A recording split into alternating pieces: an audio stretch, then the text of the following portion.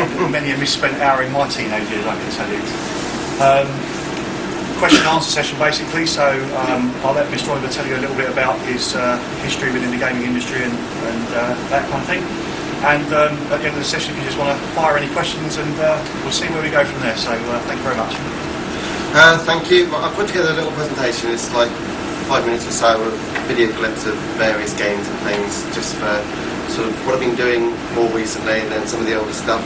I have to say, I'm not a very good speaker, so I'm going to be using notes, but that's probably my misspent youth of spending too much time just staring at computer screens. And it didn't even help much when we were trying to set this up, because I couldn't even set this computer up. Doesn't matter how flash they get, you still have the same old problems.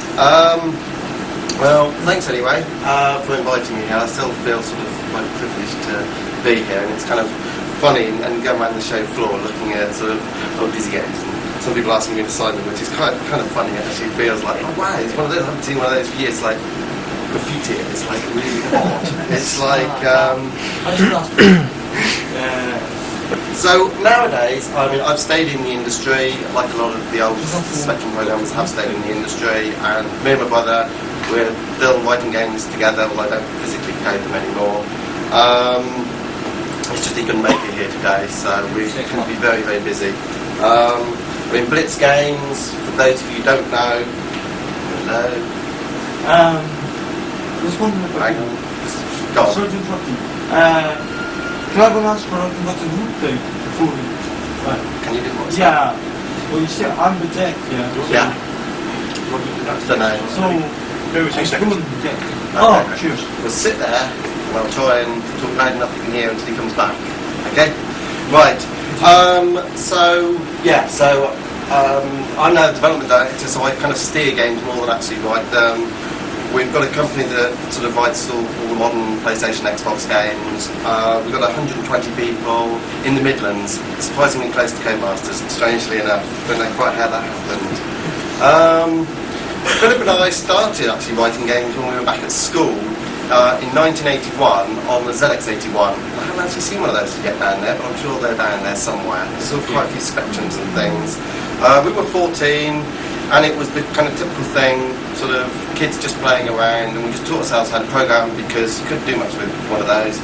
And it was when magazines had all the type-in listings, so you type things in and spend ages trying to debug them and actually work out you could have written it about yourself in the first place. And that's kind of how you learn to program. And it was quite cool. We actually, while still at school, managed to sort of write some games and sell some games which were making us money, which was kind of funny because we actually used to get days off to go and visit publishers and stuff, and we had to get permission from the teachers to sort of have the day off to go to publishers, which was very funny. And I don't know, first kids like to buy a car with the envy of all our friends. Like one game we sold, we were just able to go out and buy a new car. It was just like really cool. It's a lot of kids are just saying, well, you're just playing around with computer games, and it's like there's nothing going to come of this. And a lot of older people just used to say it's a fad. And I remember it was the time of skateboards, and they used to say skateboards have just come and they're kind of going, and now this is a fad, and it will disappear. And it's like, no, it won't. It's like I used to just spend my life telling people like this is fantastic. I was just so hooked on asteroids and things like that, and graphics crap. You know, this could be if something that basic can be so appealing, then there's got to be something here. And like every 6 months or so, a new game would come out, which was like would revolutionise it again. The steps, the things were increasing, were kind of going up exponentially. On leaving school, our parents wanted us to go to university, but we were actually having more fun kind of writing games and didn't like the idea of going to university. They actually do game courses now at a lot of universities, but then it was just a case of going to some computer course which would have been writing databases, and it's like, oh, boring. Like, we just want to write games. So we kind of took a year out, so we told our parents, to sort of see if we could make a go of actually making a living writing games. And it was then that we met Richard and David Darling, who were just setting up Codemasters, and it was like they wanted to sort of set up a publisher, and they wanted some people to write some games. So we went in and said, yeah, we'll start writing your games. And we stayed with them for many years. We had over 10 #1 sort of games in the UK, and in fact on the charts one time they actually had a little note saying it was in 1986. It says 7% of all game sales in Britain were attributed to me and my brother's games. There were so many simulator games, so many busy games. So we just used to work extremely hard, and I don't profess to being particularly clever. I mean, those games were fairly basic. We just worked like dogs. I mean, we just worked all hours, and it was a case where you could write a game every kind of couple of months, and you'd finish one, and then you'd be starting into the next while the other one was being manufactured. And like the other one was getting really hard, but then you'd see it in the shops, and that would sort of spur you on to sort of go, "Ooh, that's in the shops, but like let's see if we can do better with the one we're currently writing." And you didn't get sort of too bored, because it was only 2 or 3 months you'd spend writing a game. And there's quite a lot of reuse of things as well in those days. When the ST and Amiga came out, we never really progressed onto those. We'd really been stuck on the sort of 8-bit, writing the Spectrum and Amstrad and a bit of Commodore 64 stuff. And Nintendo just brought out the NES, Nintendo Entertainment System, in America, and we had a few jaunt over to America, and it was just like this thing like flooding out everywhere. Was talking about Nintendo, and we just thought that's what we're going to get onto, because Americans didn't really have the Spectrums, and they had a bit of Commodore 64, but actually even those things were not that prevalent. They had Atari 2600s, which you couldn't really program unless you kind of went in and got licensed, and it was all too difficult. So we got in and we wrote Fantastic Dizzy on the Nintendo Entertainment System, which got some rave reviews in America when it came out. It actually won our first award. We had a very nice big trophy back in the office, and it was our first award that we ever got was actually from Americans for Dizzy, which is like we never got an award off any British people, so I don't know. Anyway, that was quite cool as well, because it was actually the year that Zelda was launched, and we won the best graphic adventure on the Nintendo, and it was like, and second place was Zelda, which I thought was quite cool. Unfortunately, Zelda rather outsold us. It just didn't sell very well. So when the consoles came along, we decided that like this new worldwide market, and the Americans was kind of, it was really interesting to get into console games, so we decided to sort of set it up and set up our own company. Start to employ programmers and artists to sort of like make these bigger games, because there's no doubt about it, there's a lot of work in console games, and it just couldn't be done. And I mean, we're no artists. I mean, that's why Dizzy is kind of easy to draw. It's like we can't draw, and like now you're getting colour graphics, so we had to employ artists. It's like, because we weren't very good at that stuff. So we started off, got our own office, employed a handful of people, generally ones which were Ranko masters, and started writing games. We went on to the Super Nintendo, the Mega Drive, progressed through to the PlayStation and Nintendo 64, and we're now working on PlayStation 2 games, Xbox and GameCube, and PC games. We're writing a PlayStation Portable game, the PSP game, which will be coming out, I think it's now pushed off to Easter, but that's a very, very cool machine. Kind of handheld, almost a PlayStation 2, very sleek. I'm sure most of you have seen the pictures and stuff. I've actually seen a real one. They are very, very nice. We're just starting a Xenon project, which I'm sure we call Xbox 2, but it's all, everyone says, no, it's Xenon. And the other one, which is like, Sony would say it's PlayStation Next. And then it's like, well, we know what it is, but it's always officially the PlayStation Next. It's pretty awesome, the processing power that's started going to these machines, and it's kind of like funny and ironic that actually the price is always staying pretty much the same. I think you could buy a Spectrum for the same price as a PlayStation 2, and it's always kind of about that sort of level, but always the power and capabilities going up. So much has kind of changed in what games can now do to where they work, but we had that vision that sort of games one day would be bigger than films, and we used to always say it and get laughed at, but I think people are starting to recognise the potential now. They're certainly not yet, and the graphics I'd still say are very, very crude, but I think it's now being seen that actually, you know, I mean, just walk into Blockbuster or something, if anyone questions if games are bigger than films, and say, have a look in Blockbuster, it's like, it's usually games is half the store, and it's like, and we're accelerating extremely rapidly, whereas films, they are getting bigger now, but not to the same extent that we are. And when we start to get things like the PlayStation 3, which are going to have like incredibly realistic graphics, then we really will be able to make the sort of epics to really compete with some of these films. I have a little colourful video put together of some of the things that we've been up to in the last few years. So some of you may know of what Blitz has been doing the last few years, but certainly we've been busier than ever. I'm never allowed to talk about games that are in production because we're working on lots of licensed products. So I can tell you that we're working on lots of really cool things that I'm not allowed to talk about stuff that's not out. But anyway, here's some of the things that we have done in the last few years. No, I forgot to go on to that slide. Sorry about that. Oh, let me just look at this slide. Started with typing listings, busy. Yes, we wrote Guest Listers too. Actually, there's one game that we wrote that's very big around that time on the Spectrum that we never put our name to it. So I challenge people to sort of work out what the game is. I don't think it's on any of the fan sites, but we never put our names to one game that we wrote. But it's really, really obvious when you play it that we wrote it. Just because that's the sort of stuff we're writing. We used to reuse quite a few things. Okay, so our first PlayStation game was actually following Claude. These characters wanted to try and set up sort of, it was a good cop, bad cop type of thing. It was the time when we wanted to do a bit of a Beverly Hills Cop type of thing. It was kind of novel. It got us onto PlayStation with an original game. The last game, kind of in between there, the last game that I physically wrote was War Games on the PlayStation 1, which was the game after that, which ironically I think they're showing the film. So, no, we didn't get to meet Matthew Broderick, but then we didn't really base the game on the film because the film's actually not really good. It's like, we based it more on Command & Conquer for consoles. We actually decided to buy the rights for Chicken Run because we were great fans of Wallace and Gromit. I'm a real animation sort of fan, and when we saw and heard about that, we sort of got in contact and sort of said, "Is anyone doing a computer game? We'd love to do a computer game," and so we got it. And for anyone who's played it, it's very reminiscent of Busy Games. It's like a little family of things, and you have to pick up and take things to places and work out how to get them out of traps. And it really is kind of Busy stuff in there. And we've gone on and done some other character games like Taz, and the last game we did was Bad Boys 2. So, now the video. If it works. Never trust computers.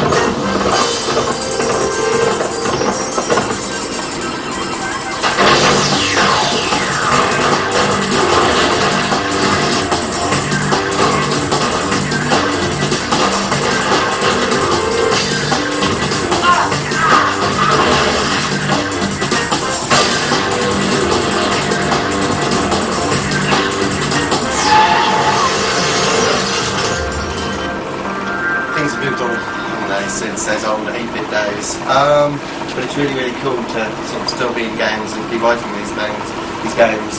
I have to say, probably what you're more interested in is all the older stuff. So I found this clip, which I thought was really, really funny, which you maybe appreciate. Oh, this is brilliant. This is superb. Some of you have probably seen it. To help with your homework. We bought it to help with your homework. Amazing. At the household account. If you never works it all out. Look front in the library, you're reading down the bottom of the stop the access code. Gets a taste for home taping. Finish you stop up making.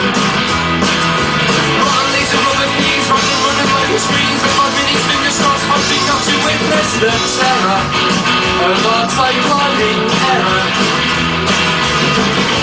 Bought it to help with your home.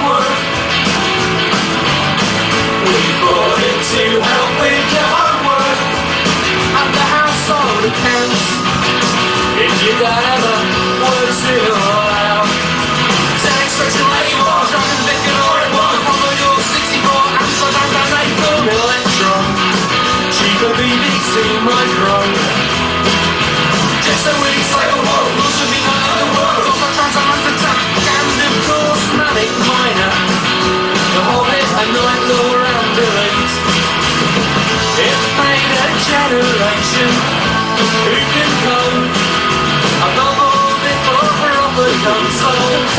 You all know that the games you get today, well, they might be very flash, but they'll never beat the thrill of getting through jetpack. Oh, hey, hey, 16K, what does that get you today? You need more than that for a letter. Old school rampants on the better. Hey, hey, 16K, what does that get you today? You need more than that for a letter. Old school rampants on the better. For an equals multitude, those were the days, mates. I can't take any credit for that, but it was very funny. I found it on the net. It's called Hey Hey 16K. So I'm sure all of you appreciate that. You're here for this kind of retro game thing. Right. So I don't really have much more to say than really answer questions. So if you have any questions. Look like you were going to. Yes. It's the cliche about your views on emulation of your old titles, really. How do you feel about it and new audiences experiencing it? We personally don't mind. I think it's like a homage kind of thing. It's like it's really good that people want to sort of have a look at these old games, and certainly I've sort of like every now and then loaded up to have a look at it. Usually cringe, but it's like they were good for their day, and it's nice. And I wouldn't mind anyone sort of emulating them and stuff like that. You're not supposed to sell them.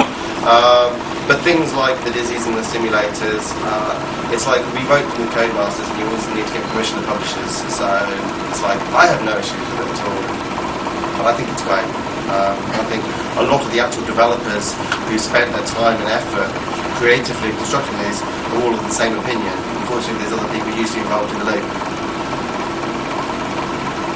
Any other questions? Yes? When did you actually realise you'd made it into the games industry in a big way? In the games industry, that was very much when we first met Codemasters. It was like, so we said to our mum and dad, it's like, look, can you take a year out before going to university because you don't want to go? And we said, we'll try and make it. Now, okay, we were still living at home, but we met up with Rich and David and they said, like, pay you £10,000 for every game you write. And we're thinking, £10,000? That's really cool, we're just kids. And the most we'd been paid, we'd had published games before then, and I think the most we'd got was kind of, well, actually we got £1,000 for one, but we'd sold quite a few cassette games on the Spectrum and Amstrad for £250. And it was like, sorry, did you say 10,000? It's like, wow, we'll just go back and write one.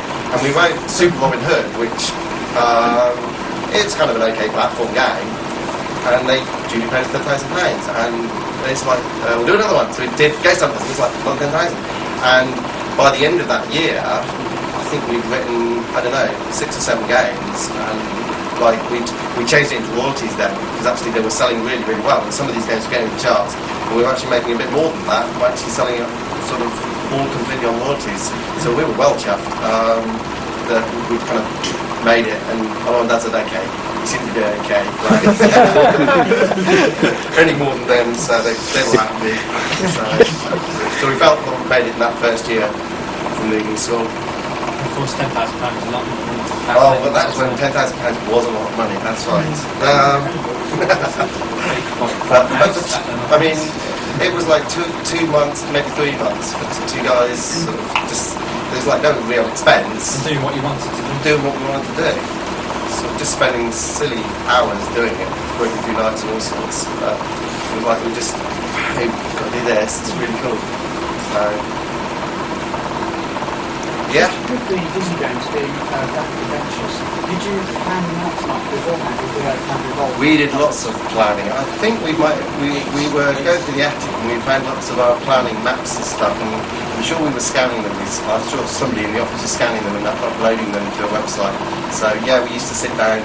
That's probably actually, I mean, I don't think that we were particularly good coders. It's like, because people used to sort of, I don't know, there was all this sort of coding scene and hacker scene, and people going, oh, we could code better than you. It's like, yeah, but we get our games finished and out now. It's like, you might have 64 sprites on a single line on a Commodore 64, but it's like, have you written a game? It's like, we used to sit down and plan out and make sure that we were going to write all of the bits that would actually get a cassette on the shelf. Now, I would say that possibly it wasn't the greatest programming in the world, but it was like doing a bit of everything and putting it all together, and that's all planning. which is like, obviously, it's a huge deal nowadays. It's like, we run our own company, we plan these games out, we spend millions developing games. There's a lot of bloody planning that needs to go on, and it's like, I think that's probably what we were good at, is just looking at the whole package and making sure that it all worked together. Not that all of our games will work together. Actually, that leads on to the second question, which is, as games today become require more and more time and planning and resources, all these graphics and processing time, are they always going to be viable, or is there going to be a cut-off? There's loads and loads of games that aren't viable. Loads of games are lost leaders for people. People keep on putting... I mean, we've been working with Disney, and they put 10 million into Kingdom Hearts, and it was like, they were never going to make 10 million back. They'd have to sell, like, many millions of copies. Matrix was another one. They physically had to sell, I think it was somewhere over 8 million copies or something to break even on the game, and it was like, why did they do that? It's like... But they made a statement, this is going to be their main game, they wanted to go out, sort of thing, and they said, well, the rest of the catalogue will cover. And this is the model of the film studios. It's like they make these big, big epics, and they actually make lots and lots of films, but they want to keep on sort of like bringing themselves to the top. So it's like, look, you remember us for Titanic, but we've also got this whole load of other stuff that actually makes money. Like some of these things don't make money, but they get your profile up. So there's loads of lost leaders, which actually makes it very difficult because like you always pay the same amount of money for a game that you buy from the shops, but everyone compares it with the best to best, and it's like you're comparing with a game that loses money, possibly, that you couldn't possibly hope to make it back, and kind of scoring an own goal sometimes that they make these big games. Yeah. How did Ghostbusters 2 come about? Sorry? How did Ghostbusters 2 come about? How did Ghostbusters 2 come about? We were writing the various Codemaster games. I mean, we never actually worked for Codemasters. We used to work at home, writing games and sending them in, but it was like, there was a very good sort of relationship we had going where they'd always just publish whatever we wrote, so why not if they were selling it? There was a game that we wrote, which you've got to try and work out, we didn't put our names to, but somebody asked us to write another game. And we kind of felt awkward that it might ruin the relationship with Codemasters, so we never put our name on it, and it did quite well. And they immediately followed up with, well, do you want to do this big license game? And he was like, damn right, we're putting our name on this one. So, but does anyone know the game that we never put our name to? See, it hasn't gone to the fan sites yet. Does anyone remember Incredible Shrinking Sphere? Right, okay. But if you have a look at it, we put the name of Ivan Link, who was a friend of ours who got us into computing. His dad was actually had an Apple II, and we started sort of like playing games on the Apple II, but we couldn't possibly afford an Apple II. I mean, we could just about sort of afford. I think we started on a Dragon. We were doing some typings on Dragons. They were quite cool, actually, the Dragon. But we never actually did anything like got any published typings or anything. So, but. Anyway, Incredible Shrinking Sphere is a game we never actually admitted to, but... Would you admit to it then? Yeah, I just did. Anyway, no, I mean, it was a copy of Marble Madness, and we were huge fans of Marble Madness, and it was kind of, that whole isometric thing really works. It's like you saw Ant Attack and Night Law and all of those games. It's like, there's the isometric kind of it's almost 2D.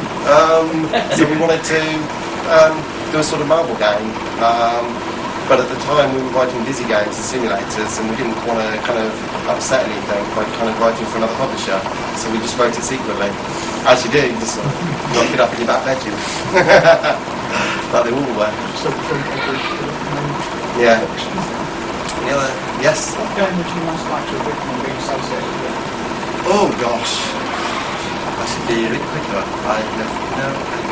Lemmings was very cool, and it was quite unique and stuff. But very obvious to say things like Tomb Raider and things like that. But I don't know. I have answered this question before with a really good one, or I'll think of something later and think, oh, of course, it's that. I know there is a game that I really, really respect. I can't think of it now. But sorry. Yep. Especially in the early days, did you and your brother ever have any creative disagreements, and how were they resolved? The things we used to get up to. I've got a few scars on my head for being chucked through a window by my brother. I mean, you kids, you fight and stuff, but we when we were growing up and writing games and stuff, you matured a little bit, although you had our disagreements.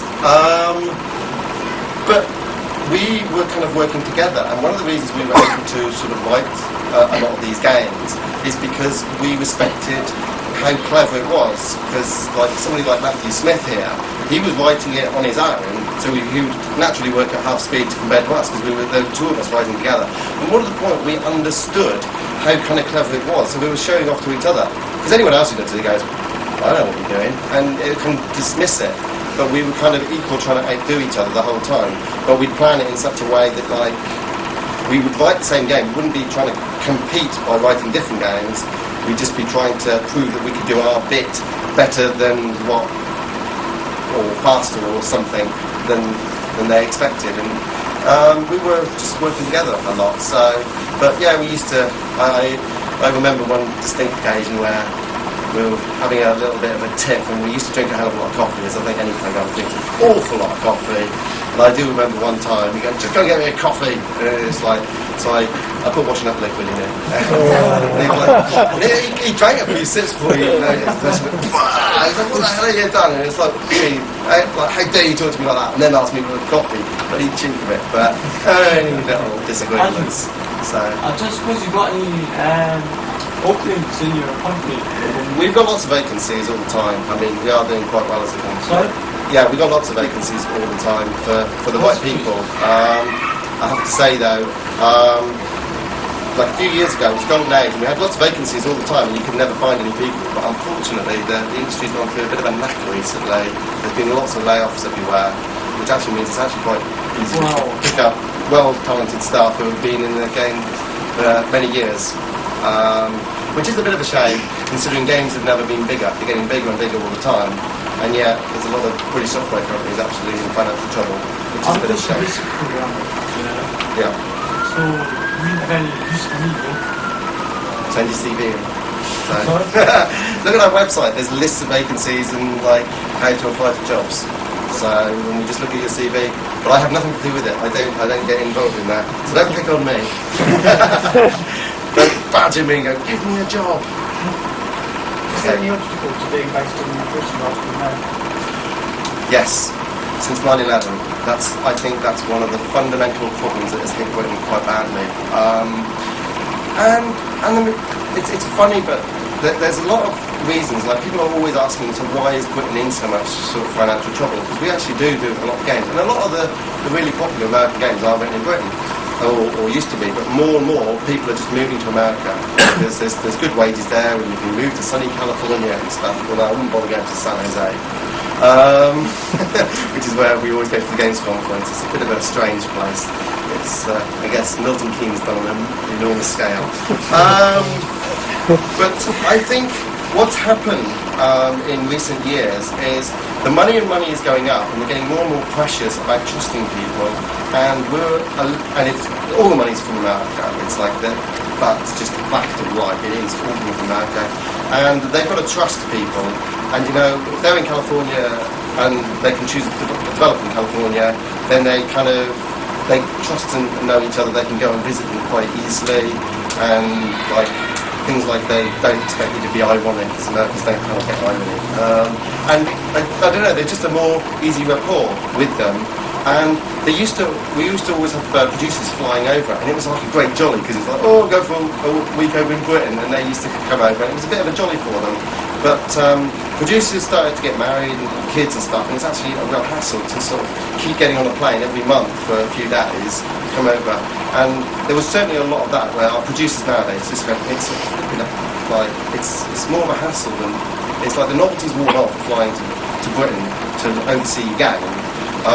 So that was one thing that started to happen when we started to see, because all the producers are kind of 30s now, and I don't know, they just don't want to leave their kids at home for a week. They used to like it. But when the 9/11 hit, that was really bad, simply because they became paranoid about flying, and a lot of the links were actually cut off, and the companies were stopping producers flying, or the producers were just saying, I'm not flying, and they just really were sort of like, and we just lost contact with a lot of our producers, and I don't think they've ever really recovered from the whole, well, we've now got an excuse not to keep flying over there, and we do occasionally have producers fly over, but some of our games we've never even seen our producers. There's just emails and phone calls. They really don't like flying anymore, and they used to kind of love it. And what's happening is a lot of people who are being made redundant are just moving over to America because it's easier. Are you going to set up an American office? Oh, we've thought about it, but I don't know. We're quite established. We've got quite a large company, but there's definite thoughts, and like there is interesting things that will be happening, but I can't say what. But yeah, we are trying to combat that American problem, and you'll see in what way we're going to combat it soon, because it is a fundamental problem. Sounds like you're working on a teleport. I can't. Someone is working on a teleport. It was on the news. Anyway, no, you'll see some press announcement. It'll probably take a good few months, but there is a fundamental problem with working in Britain for the Americans. It's a shame, but the Americans do know how to invest. They're big investors. So, I mean, you just need to look at the sort of like how people rate software companies on NASDAQ to how they rate software companies on the London Stock Exchange. London Stock Exchange is just rubbish for any development and stuff. People don't like to invest in computer games in Britain, whereas they're very, very heavy into investment in America. So, and that shows in so many different ways. So we don't work for Americans. Always. Isn't America and Japan the biggest markets? Sorry? America and Japan are the biggest markets, and so are their populations more likely to buy American or Japanese games with their publishers? We're just used to writing games that they wouldn't know aren't American. I mean, Fairly Odd Parents actually didn't get launched in Britain, so before any of you go, Fairly Odd Parents, you may have seen a cartoon, but they never localised it, so whilst it is seen on Sky and stuff, it's only in British. And they didn't bother to release the game over here. And Barbie was selling really well in America, but they didn't. I think they did sell it here, but they haven't bothered to push it at all. It's like this is a tiny, tiny market in the overall scheme of things. So some games, even though they could publish them, they don't bother. So yes. Given that the retro gaming generation has now reached the age bracket it is with the financial spending power they have, do you think it's now? Do you think it's financially viable to actually release? They do on mobile phones, PC, for mobile phones and things like that. They're always doing like these little games. So a few images of a new 3D PC and this sort of thing. Yeah. Given that retro, the display spectrums, etc., now reach the financial power they have, do you think the market's still there for consumer market? People like you like to kind of reminisce about these things, but games are quite expensive now, and it's like, would you go and buy Manic Miner, sorry, for your Game Boy Advance? It's like, they cost quite a lot, and it's like the sales aren't that great. And we've got to remember, again, that a lot of this reminiscing that we're talking about here is all the British type of things, or whatever, which, as I say, we don't unfortunately make much money out of Britain. But, like, it's the things like Pac-Man, Asteroids and Space Invaders that do keep getting revisited because there is a world market there. So they're the more interesting ones. Yeah? Sorry, I can't hear you, but this thing's not helping. Meet up with other code developers in the old days? Yeah. We're regularly meeting up with sort of, I mean, we've got quite a few of them. No, but we've probably got 20-25 people on site at Great Spectrum Games working at our place, but I regularly see people like David Braden and Jez Sands and like people who wrote all the other things. I mean, a lot of these people are the people who have now set up development studios, which tend to be the more successful development studios, because they probably know what it is to actually be there on the ground writing the games, as opposed to a lot of studios with some business people thinking, oh, we can make a bit of money out of exploiting kids writing games, and those are quite often the ones that have failed, where somebody thought, get rich quick, whereas some of us are actually just trying to make games. Okay, we run a company there, but fundamentally we didn't get into it to set up a company, we got into it to write games. And some people say to us, like, 120 people, blimey, you're just trying to, like, grow for size sake, and it's like, you're just trying to, all we're trying to do is write games that, like, we think are really cool, and you have to make really big games, and that means you have to employ a lot of people. But it's like, and there's some people like, I know Peter Molyneux, he used to really focus on one game at any one time and put all his effort and say that and completely focus, because you can write a better game if you focus. You can, but you know, some games do bomb, and some games do get cancelled by publishers, and there's politics and stuff that surrounds some of these games. There's a game that we wrote that we did finish on PlayStation 1 called Titan AE, which is an animated feature from Don Bluth. We finished the game. It was never released because the film bombed. It was like, well, that's not our fault. Thankfully we got paid for it. But games do get canned, so if you only have one game at any one time, then you run the risk of actually going bankrupt because they cost so much. You've got to pay everybody's wages and the office rent and stuff. So we always said we're going to try and make sure we've got 3 or 4 games at any one time, sort of thing. So if one goes down, we'll just move the people onto another game and everyone's all happy. There's a lot of companies who just go, oh, we'll lay off the team if the game goes down, we'll just lay people off. We try to make sure that never happens. So you can only do that if you have 3 or 4 games running at any one time in different stages of production. You can move people around. So you end up with this, well, we've got to have, say, 4 games in production, and every game's got to have a team of 25 odd people. You just end up with a large company after a while, and sometimes you wonder where they'll come from, but yeah. Is there going to be any more development on the 3D Disney show? What show? I'll show it because I knew somebody would ask. Everyone asks about Dizzy and says, oh, wouldn't it be cool to write Dizzy on the PlayStation 2 and stuff, and it's like, yes, it would be cool, but the problem is games cost many millions nowadays, and Dizzy was only really popular in Britain. There just isn't enough money to make a decent attempt, and if we wanted to do it, we want to be competing fairly respectably, but not, I wouldn't presume that we could outdo Mario, but we'd have to make a bloody good stab at it, and that would cost many millions to develop a game like that, and the funding just isn't there to do that. I mean, we did release Dizzy in America, and we got good reviews and stuff, but it didn't sell that well, which kind of stopped it. But, I mean, I don't know, a year or so ago, some of our artists had a bit of time, and they wanted to sort of like see what it would look like if it was a 3D game. So we put together this, and it was kind of just to see, like, if we could get some enthusiasm behind it. But it's like, yeah, we've got lots of enthusiasm from Twitch people, surprisingly enough, but no publishers or anyone was interested, which is a bit of a shame, but we did produce this a little while ago with some of our artists. Are we ready? Oh yes. Once upon a time, in a land not so far away, lived a family of friends called the Young Folk. They had many excellent adventures. Excellent. I get it. Yeah. Anyway, evil wizard, jealous, spell, sleep forever, blah blah blah blah blah.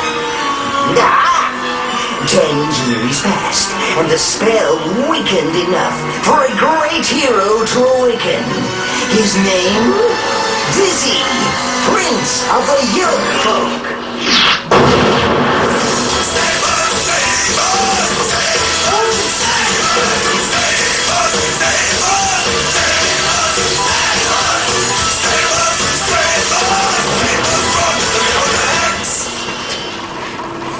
We just did it sort of as a test to kind of see what it would look like, because everyone has said it.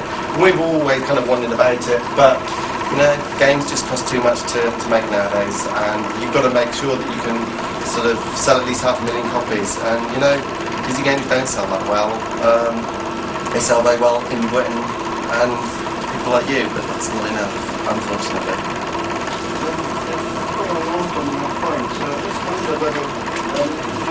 Source Foundation to use that form of programs to distribute on Linux, and just fulfill that aim. If it was to ever be done, I'd want it to be done really, really properly. It is kind of what we're known for, and I'd almost rather it kind of be remembered fondly than somebody tried to make a quick buck off doing something badly. So it's like I would want to be completely in charge and direct it.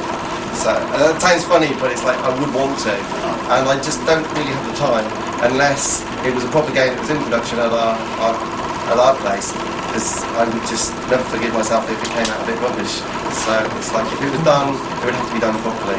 But unless we win the lottery, or suddenly somewhere only comes from somewhere that means that we can do it completely just on a whim, then there's loads of people around our company. One thing that came up, which I thought was really surprising, is obviously all the people that work for us kind of know that we made a lot of our money from Dizzy, and that's how we established our company, which is really good. But it's like you cringe a bit when you start talking about these old Spectrum games. And people were sort of talking about it around the office, and I thought, well, I actually feel bad about asking people to sort of like spend time on our creation sort of thing, but they go, no, we really want to. Like, we'll spend, and there were like loads of people around the company said, no, we'll spend time sort of like working on this. This would be really cool. Like, if just experimenting with what it would be and seeing if there was interest for it to go forward. So, there's loads of people in my company that would love to make this game. It's just that the money, unfortunately, we live in a capitalist society, and like, it's like, I'd like to say I'm so rich, I'd just do it anyway. But it's like, we're not that rich. It's like, I don't actually feel that rich, because I used to be able to write games and afford to write games which we publish. I personally could not completely fund a game nowadays. I don't have that much money, because they just cost so much. So you always have to get someone else to pay. Can you buy Prince of York book too? Sorry? Can you buy Prince of York book too? Prince of York, Dizzy. Only the old ones, that's just a trailer, just a sort of test really that some of our artists did. Sure. Yeah, it's like something that might have been, but there wasn't enough interest. So no, it's a simple answer. How long did it take to put that together? 2 to 3 weeks, about 5 or 6 people. So, which actually, if you work it out, I mean, you typically charge, with overheads and stuff, it's £1,000 a person a week is the kind of cost. Now people say it's ridiculous that games cost, I mean a minimum game nowadays would cost £2 million. And people go, bloody hell, I just spent £2 million. It's like, believe me, I would try and save money if I could, but there's a hell of a lot of work in these games, and that is what it costs. It's like, I'm not saying that our staff are particularly cheap, but then actually you'd say, well, you're exploiting your staff if you don't pay them much. So yeah, we pay staff quite well, and it's like, but then they're the people who are working with us, and it's like, I wouldn't want to cheat anyone, so that's what it costs. They'd have probably done it in their lunch break for free if you asked them. Sorry? It sounds like they would have done it in their Well, lunch some break. of them were actually doing quite a lot, sort of, in evenings and stuff.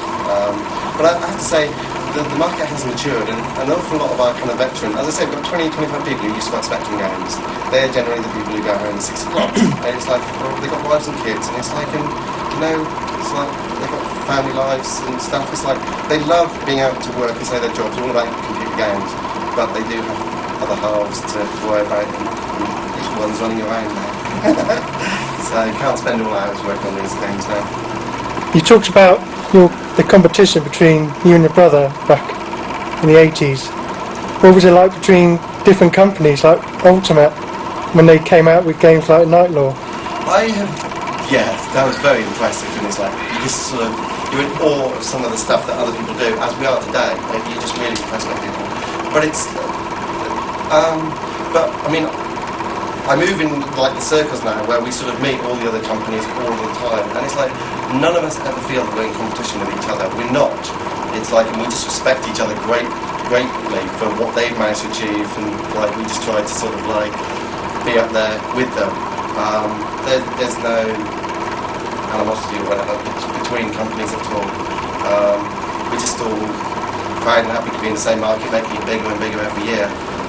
It frustrates me sometimes that people sort of say your game isn't up to the standard of that. It's like, yeah, they have 5 times the budget we had, so what do you expect? And it's like, if we'd have sort of put twice the number of people on it for another couple of years, then oh my god, ours would have been better. But we don't all necessarily have the same breaks. You have the breaks, and you just try and make the best of what you've got. Any other thoughts? Your turn. Yeah, it's just going to answer that. When you were developing with your brother, you say you were working side by side with coding. Yeah. Did you therefore specialise in one type of routine in your brother? Yeah. Philip used to do a lot of, he used to always do the graphics and a lot of the presentation type stuff, and I used to do the main like engine and the main kind of gamey like routines, the actual game itself, and he would do all the stuff around the outsides and do all the graphics, and he kind of wrote the map editors and stuff like this. So I wrote a lot of the old game code, and and if I was writing code today, it's like I'd be the one trying to write the graphic engine rather than the game itself. That's kind of what I we like doing. I used to be the mad person who just like write lines of assembler, and I'd shaft to bits if I can get it running one clock cycle faster. This like routine, I just spend ages and ages writing these routines, which are just like getting smaller and smaller and smaller, but still doing the same thing. Whereas Philip was sort of writing map editors and stuff. It was like functionality was everything, speed didn't matter. So you were kind of actually getting there, though. I wish. Right. One last one, and we'll leave it at that. And if there is a last one, that makes it easy. I was going to ask if like you consider like opening a studio in India rather like that was. We do sometimes use artists around the place, and India is one of those places. The amount of artwork in games now is getting absolutely ridiculous. I mean, you just look at the sort of the art. A lot of you have probably seen things like the Unreal 3 engine technology, and it's very, very cool technology, and it's something that we're all aiming for. But you try and put the artist to create a whole world of that quality. It's an enormous amount of effort, and if you're paying people £1,000, or the costs are £1,000 a person a week, it's like you're talking phenomenal amounts just on art. And sometimes, you know, places like India, Korea and stuff that actually have huge animation industries, partly because cartoons have all gone that way. So you're actually just following what the cartoon industries have done. And in a way it's a bit sad, but in a way you've got to be competitive, otherwise your games won't sell and they won't make money. So yeah, I wouldn't open an office there, but it's something that we do. We do like let art go to other places. Right, anyway, I'm actually doing the whole presentation again this afternoon, but don't come and see it again. But I am around, that's the point, so see you around. Thank you very much.